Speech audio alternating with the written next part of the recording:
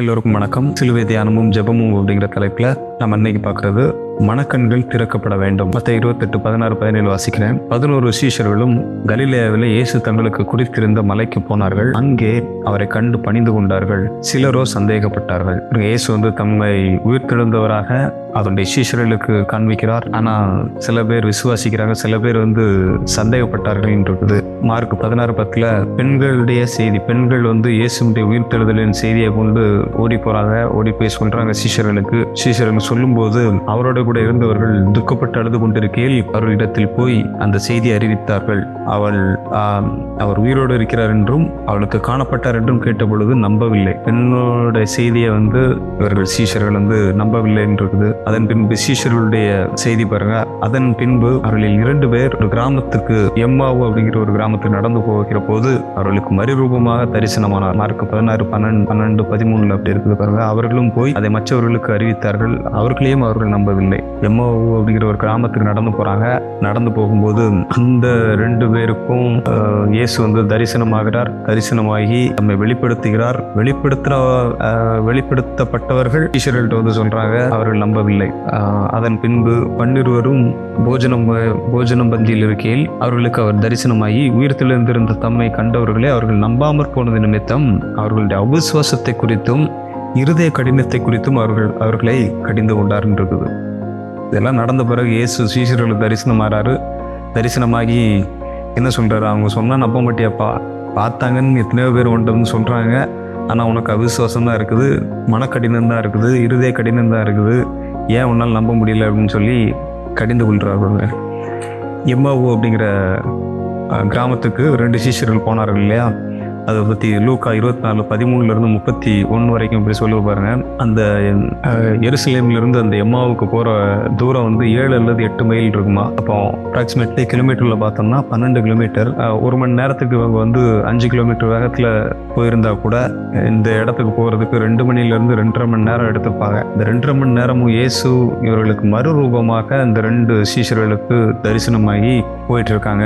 போயிட்டு இருக்கும்போது அவங்க சொல்கிறாங்க, என்ன நடந்துச்சு தெரியுமா? அங்கே எருசலேமில் இயேசுவை சிலுவையில் அடித்தாங்க. அவரை தான் நாங்கள் நம்பியிருந்தோம், அவரை தான் எங்களை காப்பாற்றுவார் நம்பியிருந்தோம். ஆனால் அவரை சிலுவையில் அடித்தாங்க, அவர் அடக்கம் பண்ணப்பட்டார், இன்னைக்கு 3 நாள் ஆயிடுச்சு அப்படின்னு சொல்கிறாங்க. இயேசு அவங்களுக்கு மறுரூபமாக காட்சியளிக்கிறார். காட்சியளித்து என்ன சொல்றாரு? பழைய ஏற்பாட்டில் இருக்கிற வசனங்களை எடுத்து இவர்களுக்கு போற வழியில ஃபுல்லா பேசிக்கிட்டே வராரு. இந்த 2.5 மணி நேரமும் இந்த 2.5 மணி நேரமும் உங்களுக்கு டீச்சிங் தான் நடக்குது பாருங்க. இயேசு எப்படி பழைய ஏற்பாட்டில் என்ன சொல்லியிருக்கு, தீர்க்கதரிசியின் ஆகமங்கள்ல என்ன சொல்லியிருக்குது, இயேசு எப்படி வருவார், எப்படி நமக்காக அடிக்கப்படுவார், நமக்காக உயிர்த்தெழுந்த பிறகு என்னெல்லாம் நடக்கும் அப்படிங்கிறதெல்லாம் சொல்லி இவர்களுக்கு விளக்கி சொல்லிட்டு இருக்கிறாரு. சொல்லிட்டு அவர் அப்புறம் போகிறவர் போல காணப்பட்டார் அப்படின்னு சொல்லி கொடுப்பார்.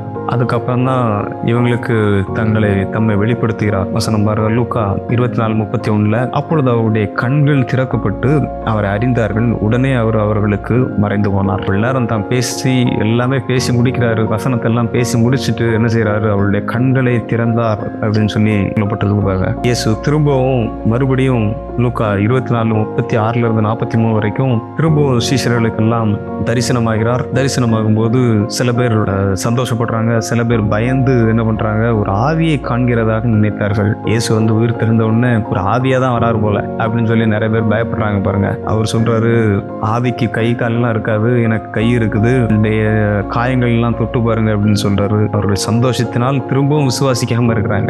இயேசு உயிரோட நிக்கிறாரு, காயங்களை காமிக்கிறாரு, எல்லாமே பண்றாரு. அவர்கள் சந்தோஷம் இருக்குது ஒரு பக்கம், இன்னொரு பக்கம் விசுவாசியாமல் ஆச்சரியப்படுகிறார்கள். ஆச்சரியம் இருக்குது, ஆனா இன்னும் விசுவாசிக்க முடியல. அவங்களால நேர்ல பாக்குறாங்க, ஆனா இன்னும் விசுவாசிக்க முடியல பாருங்க. அதுக்கடுத்து என்ன செய்யறாரு? கொஞ்சம் மீனாவது குடிப்பா அப்படின்னு சொல்லி மீன்லாம் வாங்கி அவர்கிட்ட சாப்பிட்டு வர காமிக்கிறார். இயேசு நேரில் உயிர்த்தெழுந்ததை காண்பித்தாலும் அவர்களின் மனக்கண்களை திறக்க வேண்டியதாய் இருந்தது பாருங்க. தோமா அப்படின்னு சொல்லி ஒரு சீஷன் இருக்கிறார் பாருங்க. அவர் யோவான் 20:25-29 வரைக்கும் அவரை பத்தி போட்டிருக்குது. என்ன சொல்றாரு? தோமா அவருடைய கைகளில் ஆணிகளில் உண்டான காயத்தை நான் கண்டு அந்த காயத்தில் என் விரலை விட்டு கையை அவருடைய விழாவில் போட்டாலுடைய விசுவாசிக்க மாட்டேன் என்றான்.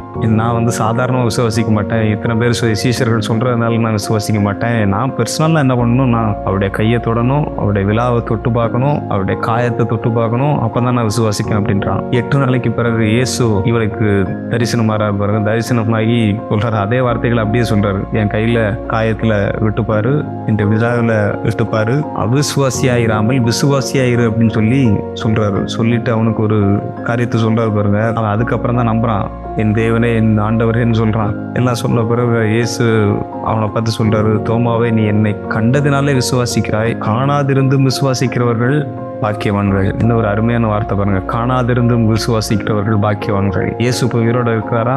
சில பேரோட கேள்வி எப்படின்னா, இயேசு இப்போ உயிரோட இருக்கிறான்றீங்க, எனக்கு இப்போ காமிங்க, நான் நம்புறேன்.